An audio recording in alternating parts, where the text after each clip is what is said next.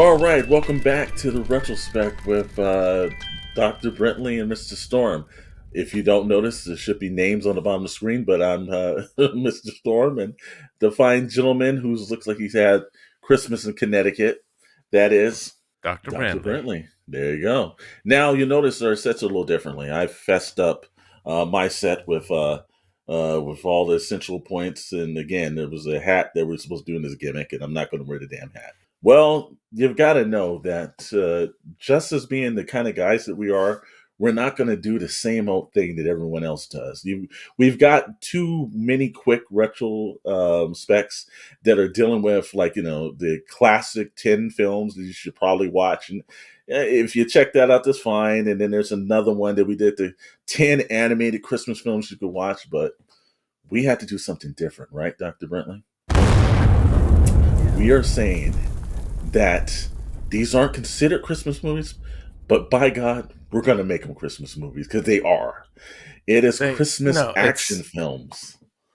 only idiots do not consider these Christmas films. I, it's It it's astounding to me. How could these be left if off you've your Christmas got essential list? look, if your movie takes place during Christmas, it has Christmas songs, it has presents, it has Santa Claus, it has Christmas trees. Mhm. It's a Christmas movie. I don't care if people are murdering each other or having Exactly. sex, whatever it is. It's still a Christmas movie. Homicide, crime scenes, terrorists, building takeovers, Christmas party murders. It's all here. It's all here. It's got your list. There's even some superheroes in on this. So this is the one that if you think you're getting tired of all the boring Christmas lists and these are the top films I need to see, well, damn it, No, no, these are no. going to make the list that you didn't expect. The heartwarming, oh, I feel so good at Christmas. No, none of that. Hmm. We're It's going different. for action and excitement. Lots of Exactly. So, explosions. oh, there's a lot, and there's a lot of Yuletide cheer in this one. I will tell you that. So strap your seatbelt. This is the Christmas action films on the retrospect. Let's do our rundown. And I know I'm smiling. I'm hoping that you're smiling. If you find anything on the list that we didn't do that you thought that, hey man, I add these in, drop those comments. We love our community of people. Thank you for writing in, and your opinions are valued. And we'd love to hear any ideas that you have because, again, while I don't think we're going to be too wrong on this list, but we might have missed a couple of them. So let's go. But let's do the rundown. First one, 1987, Lethal Weapon. Yes, it's a Christmas movie. Yes. We're going to run with 1988, the year afterwards, another great Christmas movie, Die Hard with Bruce Willis. 1992's Batman Returns. Oh, yes. Oh, yes, that's a Christmas movie. And then we're going to jump into, kind of close to present. 2020. You'll notice that there's Mel Gibson's on the film once on the list. He comes back twice. Fatman.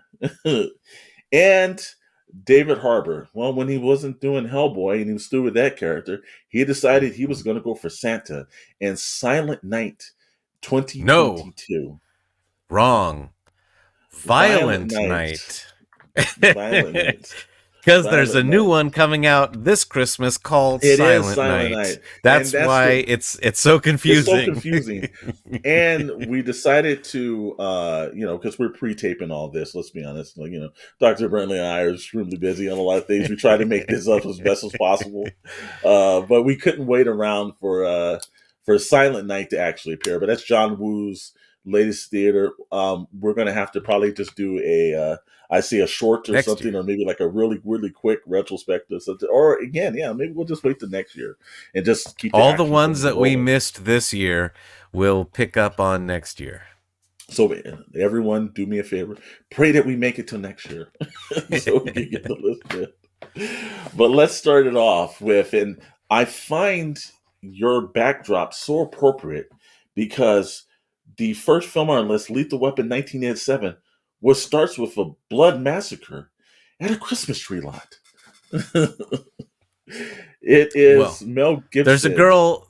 girl takes tainted dope and jumps off a balcony of a hotel I was leaving. first, I was but leaving that out then because I was leaving that part out because I know the holidays are like tough and everything else like that. So I started at the festive shootout at the Christmas tree lot. But uh, yes, yes.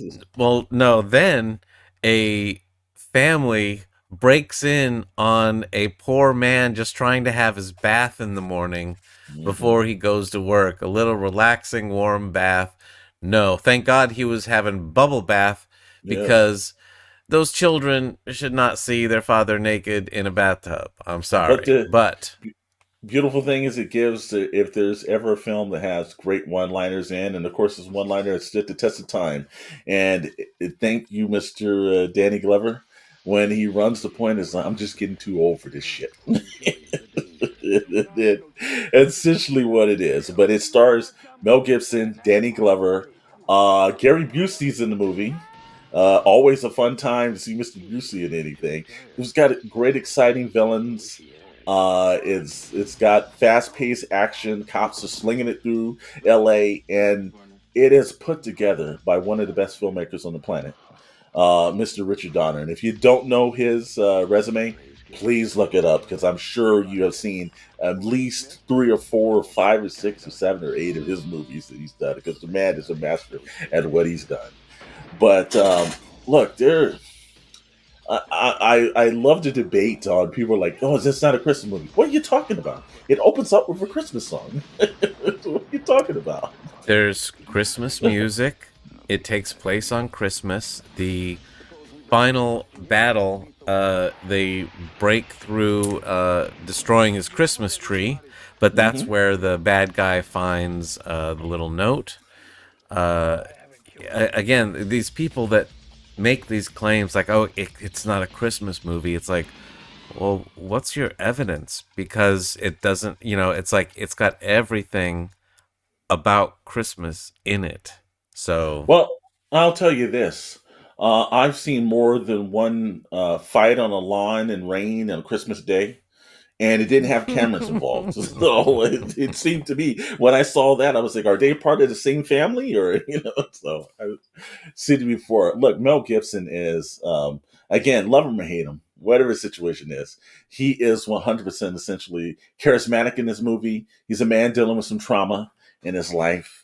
And he doesn't have anything to want to deal with the holidays, and in fact, and everything. This movie dives extremely depth. If you're having any kind of like downward thoughts during the Christmas time, then maybe don't start with this movie on the list and everything because there's a lot of suicidal references kind of done through it. But Danny Glover is the experienced, seasoned officer who gets put with the wild and unexpected officer that nobody else wants to train with. Which now we would probably think that they were trying to force him off of the force. They put the worst kind of person, make sure that he gets that early retirement. But essentially, they become extremely, inseparable.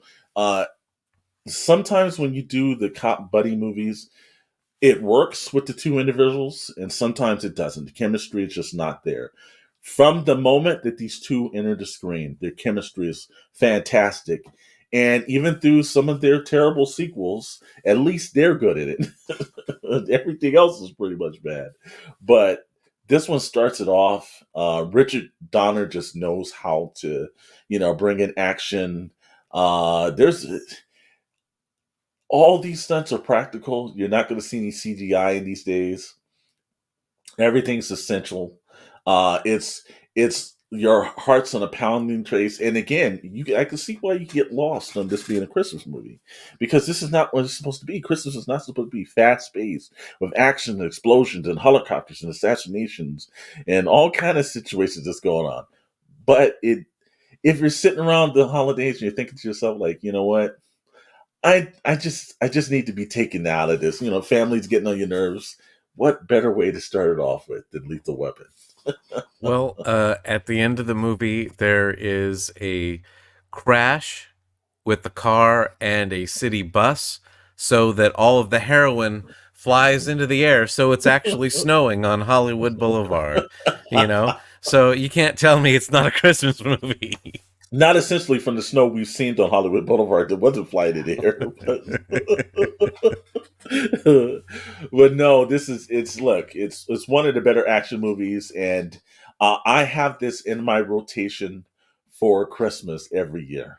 I go through this like there's some people that are like they watch It's a Wonderful Life and all these other films. And those are great films, but I just when I go to the action, it's like those are like Lethal Weapon has to be in there. It's I have to start off Christmas, and I've got family members that they just look at you like, oh my god, I thought we was Well, watching it Christmas movies. is Our Christmas movies. What are you talking about? it is a man accepting his, the loss in his life, but also gaining a new family in Roger and his family. Hmm. And, learning to love himself and others again through the course of this story and Hmm. finding something to hold on to because he was at the end of his rope. Uh, again, it's a good Christmas moral underneath there. It just happens to have a lot of gunshots and fist fights and Hmm. explosions. And there is a very stoic, wild out Gary Busey in this movie that is he is 100% quintessentially Gary Mr. Busey. That's the Joshua. thing about him. It's fantastic. Everything. He's hold your hand out and everything is that. He's like, you're like, it's intense. It is intense.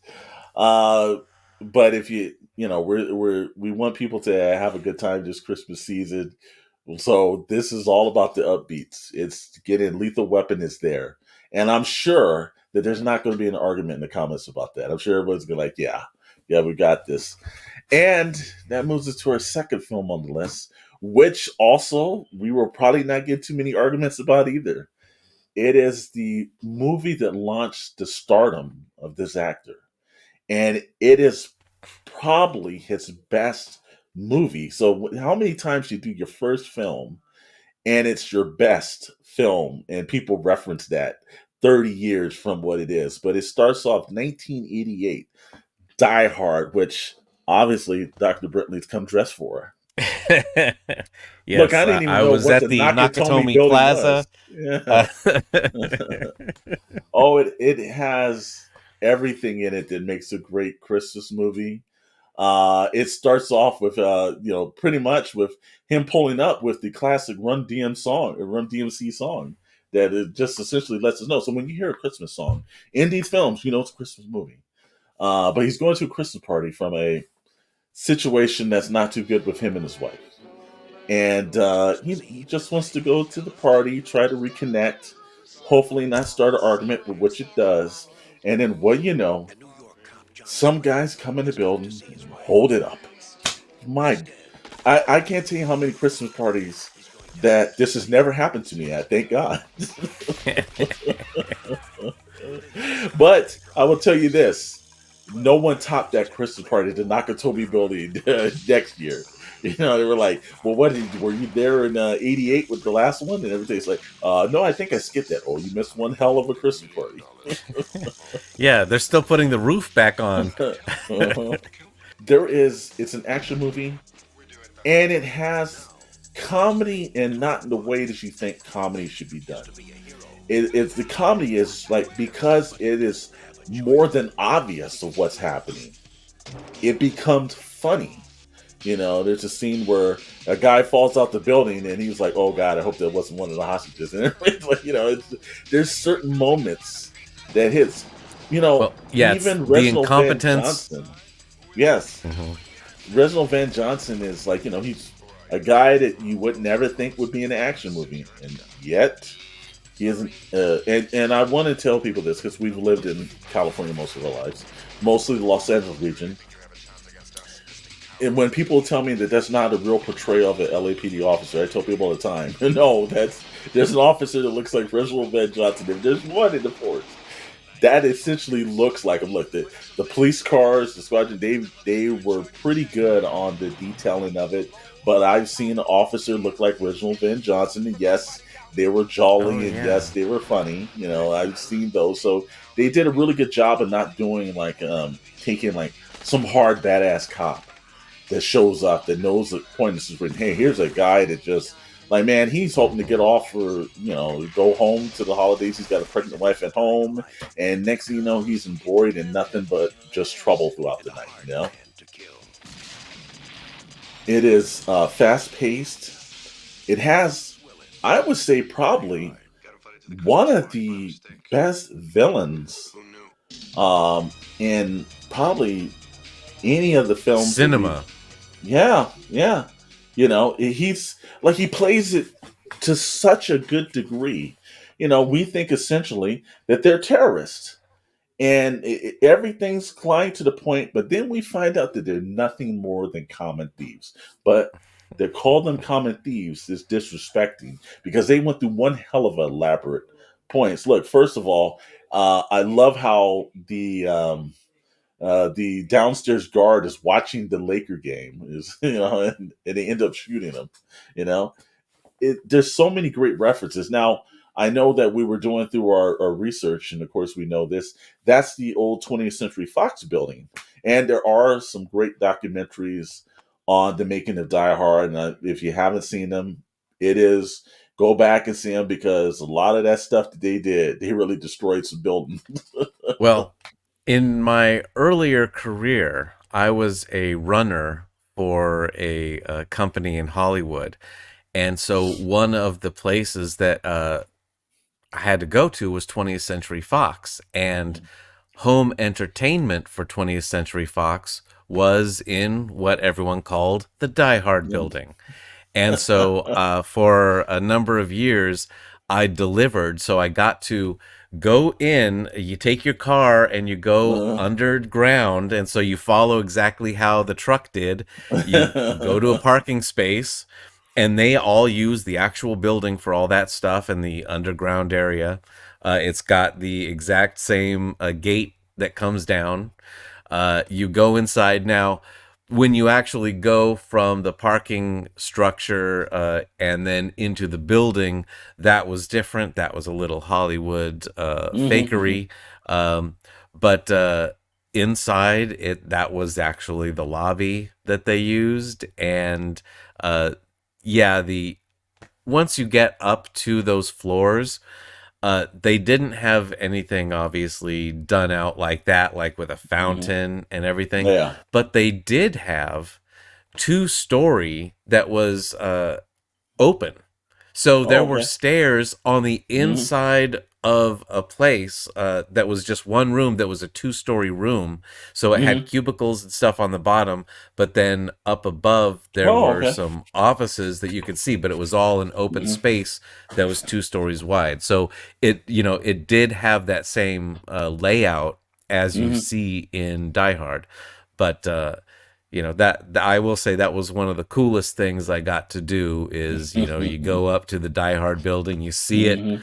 on the road as you're coming up to it, and you recognize it's so iconic. And I think that's a shame of modern filmmaking. Like the skylines and the buildings and the things of the past, they really now everything's more or less CGI. They can invent a building if they want to blow up and it doesn't actually exist. But like that's what makes like filmmaking work is when there's a physical representation of the building, whether it's the actual Nakatomi building or it's the 20th Century Fox building. It's kind of cool that it's there. That it was real and and I'm sure when you were looking from the street up, you're like, wow, like Bruce Willis jumped off that building. No, he didn't. But it is look, Bruce Willis is fantastic in this film. I know he had popped in from moonlighting and he was on a roll. And it's look, the one thing that Bruce Willis as an actor did extremely well and better than his counterparts is I think Bruce Willis did a good job of being Bruce Willis on most of his films. He's just a smart, wisecracking, normal guy that we can all relate to. And he has Hmm. normal problems. He's a cop. His wife he's had a little trouble with the situation and he's going there to squash it over. He constantly says throughout the movie, he's just a guy. He has probably in all. There's probably what, maybe 50 great one-liners in the film, and obviously Bruce Willis gets. There's a lot of them from the '80s, but Bruce Willis gets the one. I'm not going to repeat it because I know our editor's cutting in Bruce Willis saying the line right now. Yippee-ki-yay, motherfucker! So now that you've heard the line and we all know what it is, it's great. But Reginald Van Johnson, let's not take him at a degree either.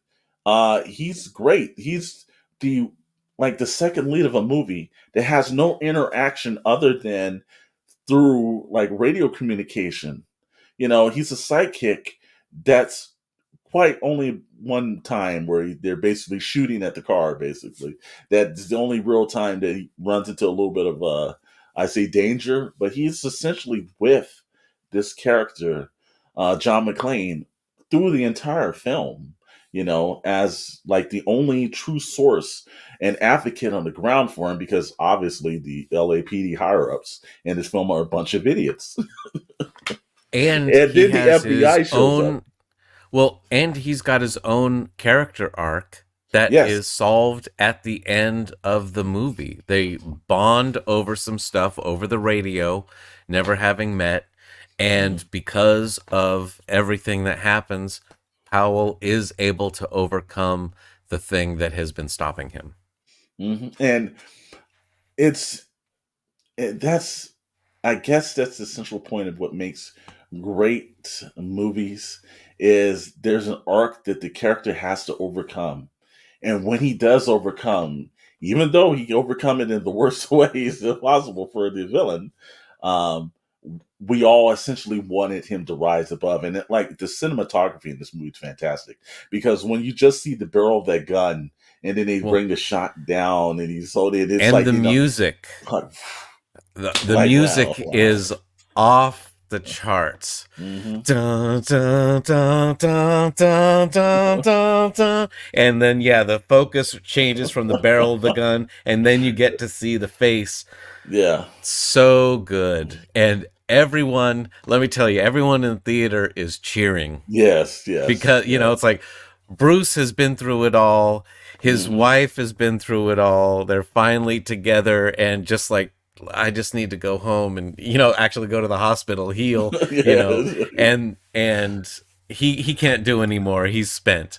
I Uh, love the tabloid reporter because essentially in the '80s, if you've been around like we have, that's like the Maury Povich current affair kind of guy. That's the in your face, hard hitting, but he's a jerk, mhm. And there's so many great elements in the movie. I like the coked out employee that's like, hey man, I'll go handle this, and you know, if you live through the '80s, you've seen that guy in your work office building and you've seen him during the Christmas party. And yes, he was doing blow as well.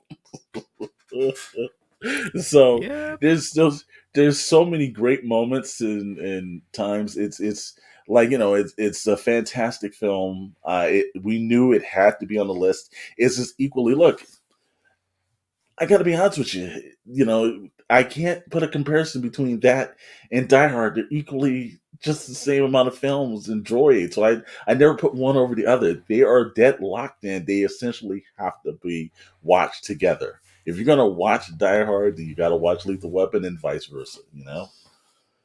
So, with that said and everything is that we're gonna yippee ki out of Die Hard, and we're gonna run the film that when we saw it, and we saw this in theaters. Like I said, all of us knew it was a Christmas movie, but no one else did. But we knew early in 1992 that this was look. It was the the summer of '92. It was a summer of Christmas '92. movie. Yes, and we knew this was going to be. Look, wasn't cold outside, but it was cold in that theater. 1992's Batman Returns. And this was Tim Burton's follow up to 1989's Batman, which was highly successful. And while 92's Batman Return, look, it made its money. Everybody was cool. Just McDonald's was pissed that it just essentially was something that they didn't think was going to be. They threw hot toys to it. And essentially, it was a very violent Batman. Now, obviously, the funny thing is, obviously, they didn't watch the first film. because the first film's kind of violent. So, when you have some success, you one up the game. Now, there's a couple of things that's different. The first film was majorly done at Pinewood Studios and everything. And there was a lot of outside elaborate sets for Gotham and everything. This is essentially done inside the studio. Wayne Manor has At Warner slightly Brothers changed. Los Angeles. Yes, comparatively, from overseas to back here, but Yeah, they Wayne had Manor bigger slightly stages. changed. Yeah, it's a little different, but you still essentially have Michael Keaton. You have the Batmobile. You still have Alfred and everything, but you got a new batch of villains. You have Danny DeVito, which I will have to say too. This is probably one of his better film roles because Danny DeVito didn't have a lot of them, but this one, before we seen the great Colin Farrell a couple of years back do the Batman. This was our version of the Penguin. It was Danny DeVito's, and Tim Burton from all the films he's done, from Beetlejuice to any of the other films I remember before Christmas and everything. He has a style, and that style works extremely well in Batman Returns. First of all, I would say, as a Christmas movie, and it's this one's kind of tough because I almost think this is the most violent Christmas movie out of all, and there's a lot of them on the list that are. But I really think that this one was really hardcore violent. And I know why McDonald's was upset about those Happy Meals. Because, there's literally a scene where the Batmobile goes on axis, turns around, and lights a clown on fire through the ignition. And just there's certain moments. I remember we always have this It is a last scene. devil. It's not a clown. It is a Okay, devil clown. who The was clown. spitting fire himself. So he No, deserved no, it. it was the clown that he strapped the bomb to that he kicked into the Yes, no, ceiling of he the he does murder building. a clown with a bomb. Yes. That's a second. That's a second murdering of a clown because you got the first film with Joker. Now it's just Batman has a Yeah. clown issue in this And movie. all the other guys that were in the Axis Chemicals plant, Exactly, they exactly, did not exactly. survive that. I'm sorry. Yeah. There's one scene that I think is absolutely funny, and every time I see it, I laugh, and I do. That makes me think there's something might be maybe wrong with myself. But it's a scene where the penguin's in his underground ice lair, and they're making all these plans. He's talking about they're going to kidnap kids and they're going to drown them. And then there's the one sensible maniac that realizes, well, wait a minute, hold on, like we're gonna murder kids and everything. Penguin, And they're stealing little babies out of their beds and murdering them. Isn't that kind of? there's one person in the Red Triangle gang like, whoa, wait a minute. This is a degree too far that I'm willing to go. It's like, I know we've raided downtown Gotham and we've done a lot of things, but taking kids and putting them in ice water? Hold on now. No, wait a minute. One, two, I won't go. And I'm not going to ruin the film for you, but he doesn't make it to the end of the film. So I'm ruining it for you. Batman is just hardcore in this movie. The first film, Batman was essential, but he wasn't as hardcore as violent in the first film like this one. Maybe some other stuff happened in Gotham that kind of pissed him off, but he was more in tune. Michelle Pfeiffer's great as the Catwoman. There's a great back and forth. She was equally great. Again, great movies produce great cast members. That's what makes a good film good. Is that it's the cast you essentially put around them. So equally as well Well, as you have Michelle Pfeiffer, you've got Danny DeVito, and then we can't forget about Christopher Walken. He yes, essentially Max makes this Shrek. film. Yeah, he makes this Uh, film fantastic, doesn't he? yes, I love him. Now, also, if you're talking about the cast, Michelle Pfeiffer, as amazing as she is in this, she was a last minute addition. It was supposed to be Annette Bening, Oh, okay. and she found out she was pregnant just before they were Oh, about to start filming. So she's like, I can't do, first of all, a skin tight outfit, and I can't yeah. do all the stunts Mhm. because so they had to come up last minute, and I think it was only a couple of weeks before they started filming, and they got Michelle Pfeiffer. And let me just tell you, no offense to Annette Bening, Oh no. Annette Bening is not as hot as Michelle Pfeiffer. I'm sorry. So And technically she they're may different. act better. She may be able to act better, but she's not going to look as good in that suit. Well, and I don't think the performance would have been essentially taken from what it was. I think Annette Yeah. Bening, I now that we see Michelle Pfeiffer, and I know Annette Bening is a great actress, and there's no slight against her, but I don't think that her. I think her in the lead and the Catwoman role. I don't think this movie would probably be as good. I think No. it might have been it went a completely different way because she's more of a serious actress. And Hmm. not to say that Michelle Pfeiffer's not, but it was the undertones and the other little But bits of acting that she was able to pull through a she little bit better. no, she goes over like that sort of like the campy bit where it's not too far, but she's a complete psychopath, like just like Jack Nicholson and Danny Mm-hmm. DeVito. She's able to throw herself over to the part where it's just like I am out of my mind and it's kind of scary. Uh, but amazing, amazing job. One of my favorite bits is you see the difference of how she is, this quiet secretary, and she Mm-hmm. comes home and she lives alone and she's got these With she's cats cats. and uh it's like hello there in neon, and so it's like bright and happy, and that is Selena Kyle. And Exactly. then she gets thrown out a window, resurrected by cats, and then she's out of it. But when she comes back home, and it's all the same things that she said, but it's just a different uh tone and psychology Mm-hmm. of where the character is, but the exact same dialogue. And my favorite part of that whole sequence is as she's walking by the hello there sign, she knocks out the O and the T, and it says hell here. There's nothing better for a villain. Got to say, that's a great bit of writing right there. And I'm going to ask our editor to clip in the one line that I'm sure sent the McDonald's executives to the roof and everything. And it's as the it's as the penguin Danny DeVito's character walks in, he sees Selena Kyle on the bed. Cut to editor, cut it in right now. Just the pussy I've been looking for. If I'm a McDonald's executive and I put a bunch of money into toys and Happy Meals, I gotta think that they were livid at that point. But it's Well, essentially the best line of the film. and can you imagine, like, right, you're like, your toy shop has like, all right, so this is the Catwoman mobile. It's got a little tail that goes. Oh, we got the penguin here. He's got this cute little penguin things. Oh, we got Batman, and it's like, all right, let's see some of the footage has just come in. It's like, Yeah. what the hell is this? I can see that moment the McDonald's executive just walked out and screamed like, "Oh It's like, no, oh wait a no!" second, we gave him $10 million for this shit. We can't sell this.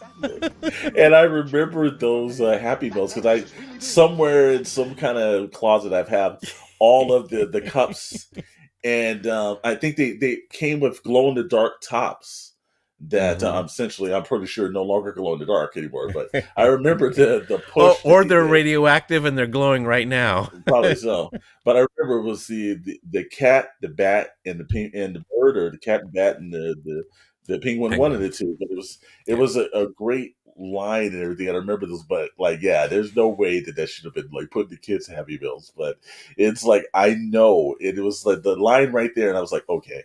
And even as Well, like in 1992, me was in the theater, like, okay, Tim Burton, you did go too far.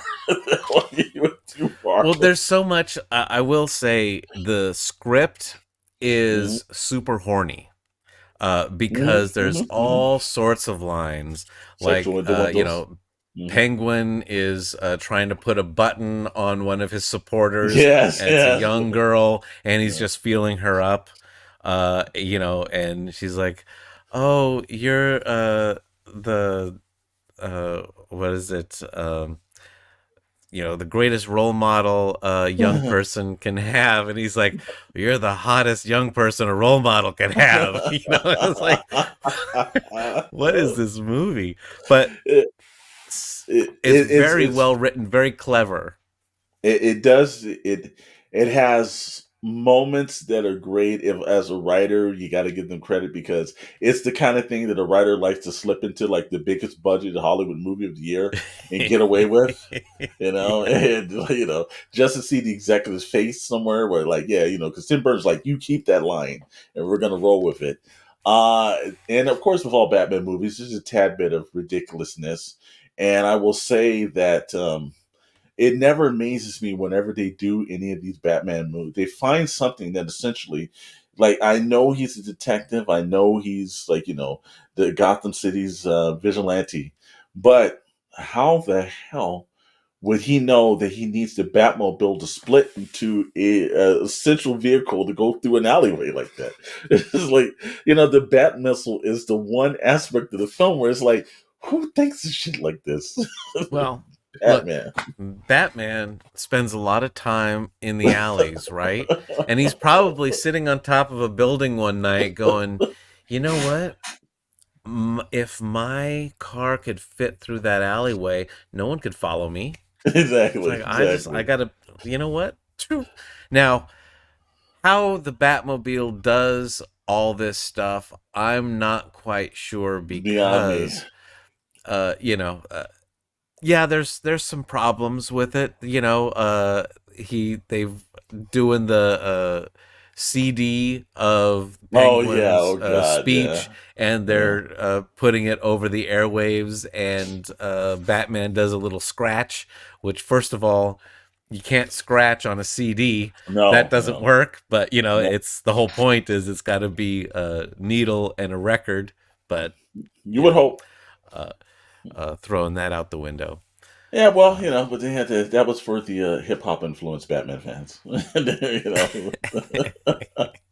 No, but it's he does stuff like they uh, they show that he's got a metal plate on the yes, bottom of yeah. the car so that the car can flip around and Mhm. blow the devil fire breather with flames. But so they've established that there's a big metal plate on the bottom, but yet when they put a little remote control bomb thing underneath there, he's able to punch through the bottom Mhm. of his car and take it off. Well, that's So, look. If you built a design to go through a narrow alleyway that the Gotham Police Department hadn't thought, which, first of all, thank God Bruce Wayne is a millionaire because he's had to reimburse the Gotham City Police Department for the first film and the second film of cars that he damaged. Because, man, and who's the cars. officer that decided to keep going after him and slam into the alleyway?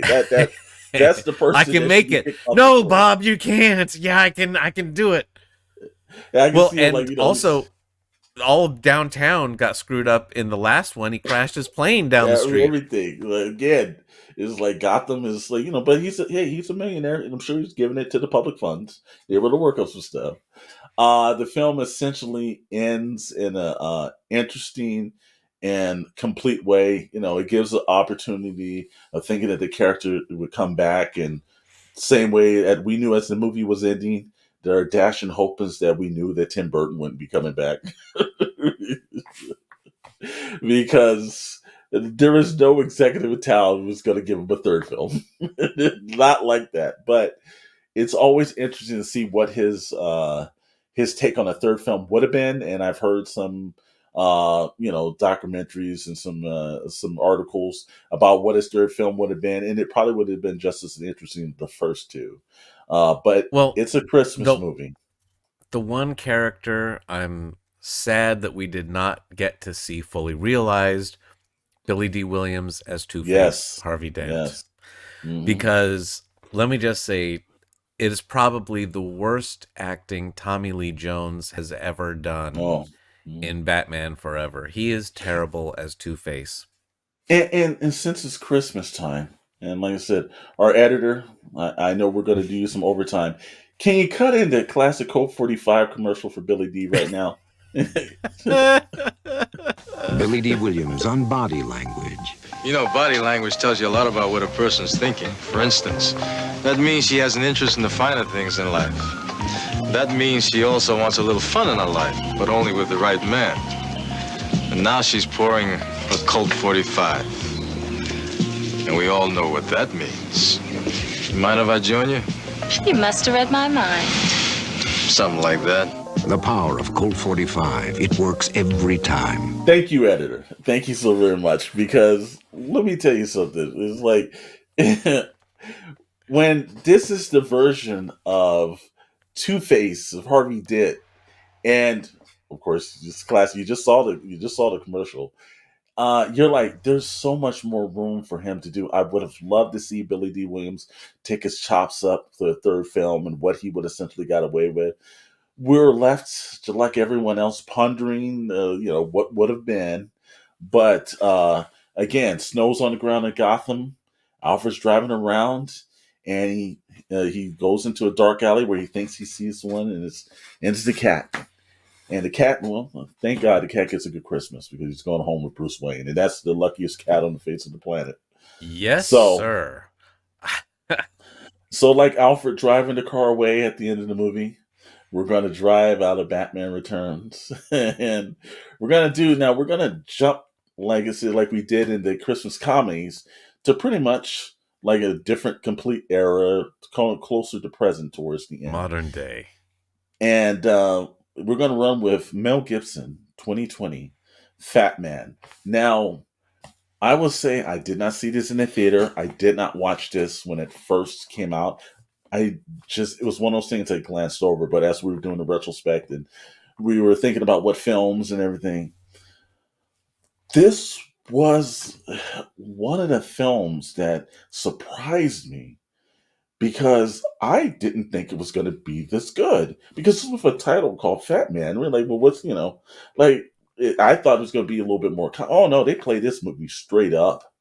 Like, it's straight up. It is everything but the, I guess, the suitable evil kind of wannabe Gang of Thrones, kind of like King Jeffrey's kid. He's the only, like, outlier that's way too over. But all the other characters, you got an essential homicidal maniac who gets contracted to kill Santa, but he has a Santa fetish. Because Santa didn't do something and he gave him a lump of coal or something, or gave. He didn't save him from his abusive father. So he's had a grudge for years and everything. But the kid got a lump of coal, which that little brat deserved a lump of coal. He was surprised that Santa should dump 2 lumps of coals. Yeah, because he tried to intimidate and possibly murder one of his classmates. Yes. That's coal worthy. And the man was stealing. He was stealing from his grandmother. His grandmother. If anybody said, although grandma was kind of a bitch too, it seemed like. It was just true. The whole family was bad. Yeah. Well, kid didn't really have a chance, but they should let you know you should be monitoring your children. Right? Don't give them your credit cards so they can get assassins. But Mel Gibson he's a disfranchised Santa that is like no longer, it was a hardship. It's like if Santa was a farmer and the U.S. hadn't paid him any attention. Well, and he's on the end of his rope here. They do keep that he's Santa Claus for about half the movie. Yes. They keep it a mystery. He's Chris. Mm-hmm. And he's got this job does every year. And going into the movie, he's Santa Claus. But in the movie, they play it as he is just another guy, a farmer down on his luck, and the government's not paying what it used to, and they've got all these labor problems and all this kind of stuff. So it is an interesting way, and yeah, they do treat it way more seriously in the movie than the actual script kind of does, because they do some silly things with how the script plays out, but they treat it as straight up like a drama. Mm-hmm. And they do a really great job of that too. I found that to be the most interesting point. And this is a movie that you really have to sit back and take a little bit more seriously. Mhm. And then when it gets to the action, it's not some outlandish stuff. It's like two guys duking it out, shooting in like a field, and it's personal. And I was shocked at just the degree of like I would say probably stoic performances and like just violence from this. Well, yeah, It's a good it's film brutal on at the top of it. end. Yes, and it was in no way, shape, or form anything that I thought going in. And I that's the reason why I love when we actually have a film that we're like on the fence about and we go back and we have to watch it, because when you do and you take appreciation, look, out of all the lists, hey, seen Lethal Weapon 100 times, Die Hard, and Batman. It's always nice to go back and watch those again, but Fat Man was something that I hadn't seen, and like, it's going to be put into the Christmas rotation now, man, because it's a good film. And regardless if you haven't been on that Mel Gibson push, uh it deserves a watch. 2020, I Yeah. know, was in the point of the pandemic, and I know there's a lot of things that were going wrong with the world, and maybe that's the reason why it was a little bit skewed. But it's almost like an art house Santa movie, you know so it Yeah, begs to differ. It deserves to be watched. it has a very specific tone, Hmm. and uh, also Walton Goggins is the bad guy. Yes, Really from good. If you've Justified. seen Justified, Hmm. yeah, he plays this as a hitman that Yes. just so happens to be tracking down Santa Claus in his spare time. And he'll take any job, including threatening a 13-year-old girl because she beat this stupid kid at a science fair. uh so uh it's it's very interesting, a good tone. It's funny, but not in a Christmas with the Cranks comedy kind of a way. yes, exactly. It's more like the Lethal Weapon, where everyone is playing it straight pretty much, and the comedy is just from the situation that Well, these people are involved in. I'll give another analogy of it. I kind of thought as a Fat Man was like Logan for Santa Claus, you know, Hmm. and it was such a strange look. The screenwriting, the screenplay on this was fantastic, and it was something that it was a pleasant surprise. I'm glad I watched it. And I will be recommending that to as many people as I can, like during the Christmas season. Like, watch it. It's a fun Hmm. ride and everything else. Again, the villain makes the and movie worth watching because he is obsessed with Santa. He is and absolutely obsessed with him. also, the screenplay for this was two brothers that wrote this, I think, back in 2006. Okay. Got them representation, and but they held on to it like Sylvester Stallone held on to Rocky. They're like, Mm-hmm. no, no, no, we don't want to sell this. We want to make it. Mm-hmm. And everyone's like, this is too big of a budget for you guys that have not done a big movie like this Mm-hmm. before. And they just would not let it go. So that's why it took like 15 years Mm-hmm. before they were actually able to make it themselves. And I good on them. Oh They've yeah, got yeah. a Well, great cast and a great movie there's out a of it. lot of times where we've been in the same position. There's something that you write that you're personally connected to that is something that will work. But there's when you're sitting with executives and everything, they always want to pull you and tell you like, no, no, no. Once you change this, essentially do that. And a lot of times, hey, you never know. You might be at the end of the rope. You need that pay. When you're a screenwriter, it's not you don't always get the biggest paychecks, and you go a long time sometimes in between your paychecks. Um, but I'm glad they held on to it. It works. I don't think if they would have sold it in the early 2000s, it wouldn't have came out they would have been a completely different tone. Probably some like maybe Arnold Schwarzenegger would Yeah. have been in or something. It would Well, have not see, been what this film was. I'm thinking back at that time, that was when like the Judd Apatow comedies were big, and I'm thinking it would have been something like that, And it's just like that would be the wrong tone Yeah, for yeah. that This one movie. it worked, and this is one of those things where again, I would tell any younger writer and anything else like that, there's something that you're passionate about. First of all, they always tell you like write what you want to watch, and I think that's a very good rule of thumb. If it's something that you truly hate, it's going to come out in the writing. So you could tell that we've been there where it's kids. We've done the best job as possible for it not to come out, but it comes through the writing. But this was just like you could tell a passion project when you see it. When it's on the screen, like these guys put their heart and soul into it.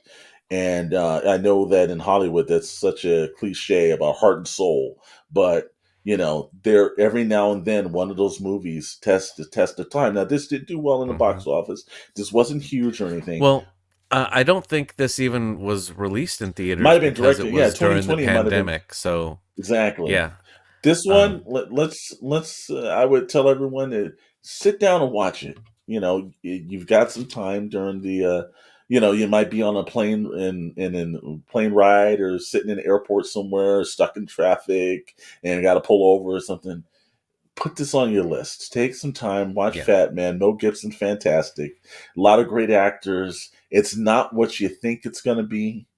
It surprises you, and I think it also has a pretty damn good ending too.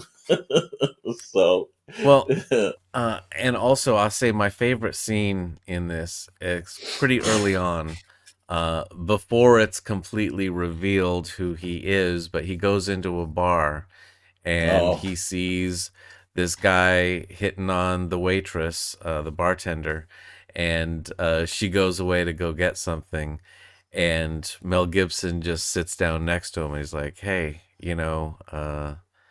your wife and your kids, they're at home right now, and if you leave now, you could probably go and see them on Christmas Day. Why are you here trying to hook up with this waitress?" And essentially just guilts the guy into being better and going home. But if you've got this information as Santa Claus, it's like, hmm oh yeah, I know this is Ted. He's got a wife and kid out in Iowa. What's he doing here at this bar trying to hook up with a waitress? uh yeah. you know but And there's another line too where because he's disfranchised, there's a point where he's like he doesn't understand why he's still doing this, and his Mrs. Claus gives him some letters, and he's down on his luck, and he's had to work for people that he doesn't want to work for, but he knows he needs to keep maintaining money and keeping the central North Pole running. And in the letters, it was like the presents that he gave them as kids. And the one kid was a chef, and he won a chef set, and then he became a famous chef. And there's the things, and it was the tone of a man that just no longer believes that the work that he's doing is essential. And somebody reminds him that no matter how small it is or how insignificant you think it is, you made an impact.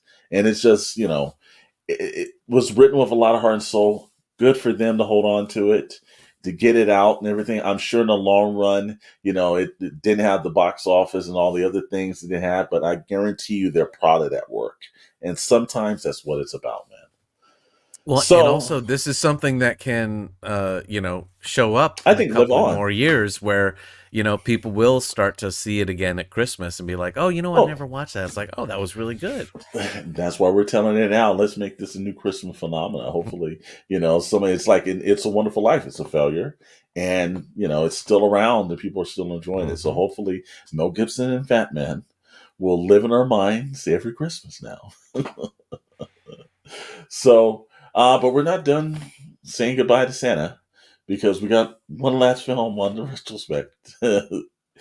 And it is Violent Night. I keep getting it mistaken with Silent Night, but it's Violent Night. I'm Well, looking at there's my so many notes now. commercials for Yeah, Silent Night right I now, know. so I it's know. easy to get it It is. confused.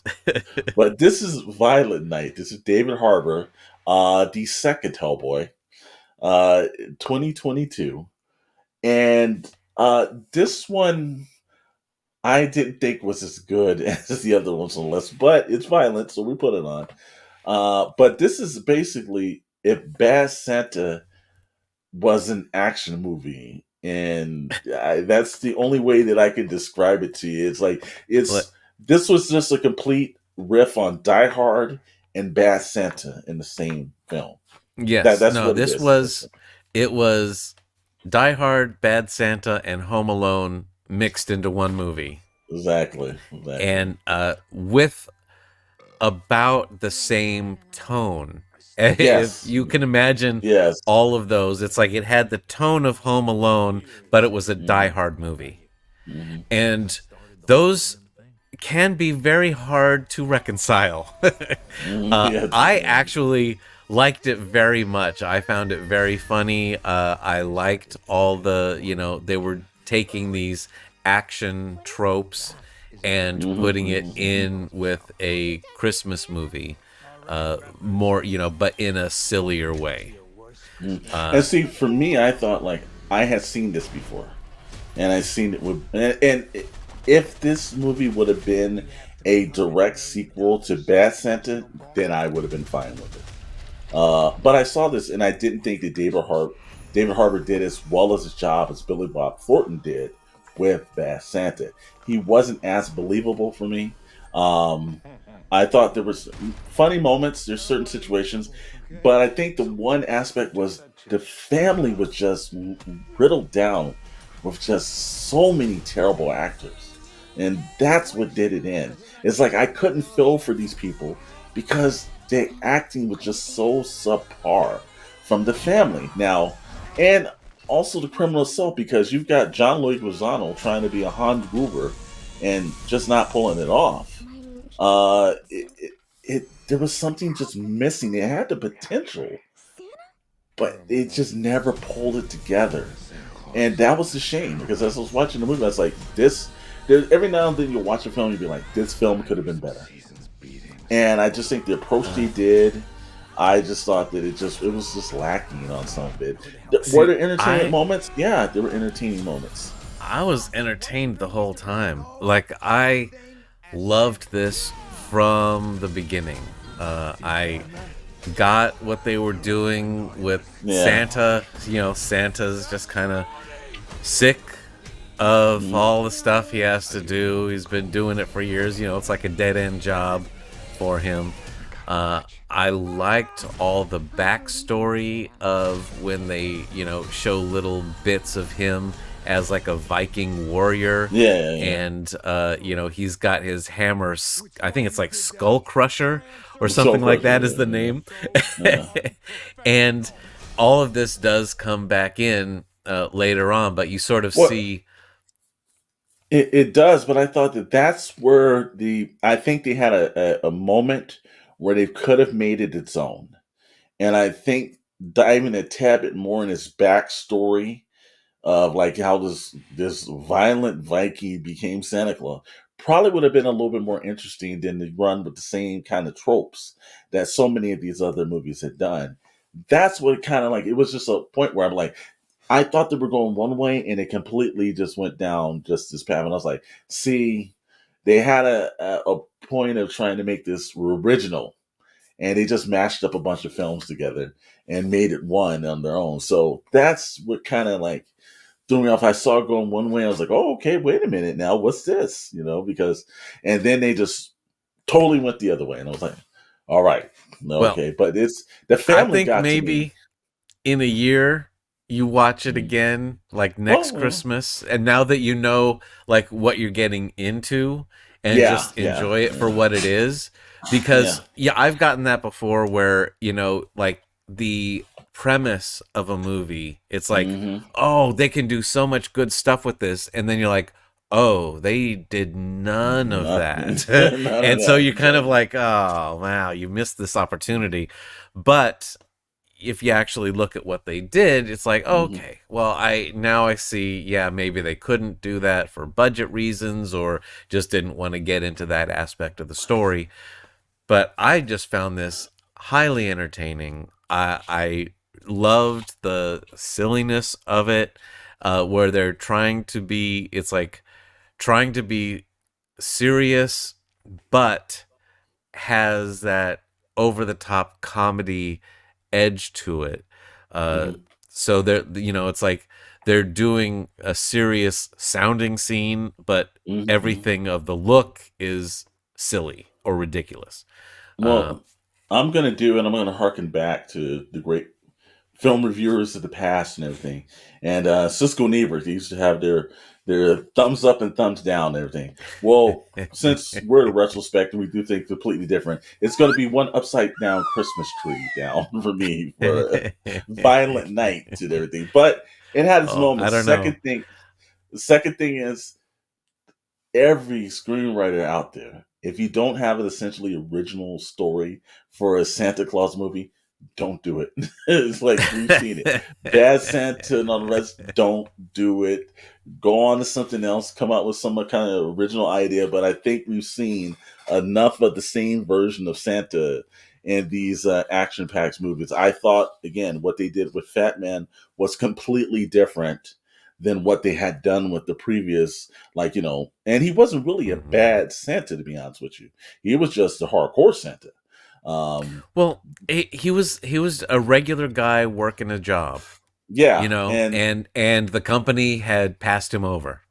yeah, and with this one, it's just more like, I've seen the disenfranchised Santa, I've seen the angry, the drunk, the violent, and it's like, give us something else. There's like, I remember we took film writing class back in the day. The guy was like, "Do better, do better." I just distinctly remember, like, you turn in your screenplay to him, do better, do better. While I'm telling the guys, if you're gonna write a Senate film, do better, do better. So, uh, but that's a good thing about these films. We have an opportunity to watch them, laugh and joke, and yeah, I'll put it into the rotation for next year. And again, maybe this time next year, we might have a situation where I'm like, you know what, it grew on me in a I'd year say because it can. give it a second chance I probably because will. and maybe it was because I had a few two eggnogs or whatever before I was Exactly. started watching, but Mm-hmm. I just thoroughly enjoyed the movie Mm-hmm. from the beginning. I thought it was clever and funny and a different take on this type of an action movie because I do love hardcore action movies. And Yeah. so they Mm-hmm. were essentially pretending to be a hardcore action movie with candy canes and sugar plum Mm-hmm. fairies. Mm-hmm. uh, so it's a different, interesting take, but I really liked it. Now, at this point, like I said, we're getting ready to wind down the show. We tell people a couple of key essential things. If Silent Night, which is the John Williams film, and if you're watching this 10 years from today, we're shooting this in 2023. So, but if you're in 2023, which you would definitely be getting this in 2023, and it's in the theaters and everything else like that. Hey, go out and see it. Hopefully, it adds to this list and everything. We're going to probably end up watching that, but I'll probably be way after this is put up. Um, we thank everyone for watching. It's Your comments and everything are always so fantastic. But I thought we'd do something a little bit different because this is going to be our last show of 2023 because you'll start seeing the time gaps of some stuff, and then the next time you'll see the retrospect will be in 2024. But if I had to quintessentially tell people to take time to be thankful for the things and the people that you have in your life, these we love the retrospect, we love watching movies and everything else like that, but essentially also we love watching films with the people around us and the entertainment that it brings. So if you're sitting around and family members are there and they're getting on your nerves, And hey, they might not be there next year, so take some time to appreciate them. And the one thing I'm going to do is we're going to take a moment of our thankful for Christmas. And this man on the other side of the screen has been my collaborator and friend since we were in high school together. And the thing that I thought when we created the retrospect was that, we essentially do watch films all the time together and everything, but this was just us doing our phone conversations now that's done on screen. So I'm thankful this year that we were able to do that. I enjoy the collaboration. I enjoy the writing, the watching the films and everything we've done throughout the years. So I'm going to essentially say that Dr. Brantley is the thing I'm thankful for this Christmas. And, I'm hoping next year we're able to do this again, my friend. Yes. Well, thank you. I wasn't prepared for that. I'm very glad to be here watching these movies with you and discussing them. But yeah, essentially, this is people getting let in on our phone conversations where we're like, Exactly. oh, did you see this? Oh, yeah, man. They didn't know what the hell they were doing. Yeah, so we thought this would be very entertaining. To everyone out there, our community of people, thank you for watching the retrospect. Everyone has commented on it. We thank you for it. We have one major guy that constantly comments and does well, and we love to see when he puts it in. It always puts a smile on our face, and I like when people call us out. Hey, I didn't think that either. So if you think we're wrong on this action list, and you've got some films, you say, "Wait a minute, Dr. Brantley and Mr. Storm are wrong," and put it in the Make your comments. voice heard. Yes, do it. And while you're there, like, subscribe. Like we said before, the algorithm is a Grinch and is trying to take away. But Mhm. like I said, if you like this stuff, we're going to keep doing it until you tell us that you don't like it anymore. So, And if you've already liked and subscribed, create another account and then like and subscribe it from that account too. or just tell your friends. Or Just sure. pass them through that. Why don't we do that? But hey, we hope everyone has a great holidays. Everyone be safe. Thank you for watching the retrospect. Any parting words, Dr. Brandon? Merry Christmas and happy holidays. Take it easy.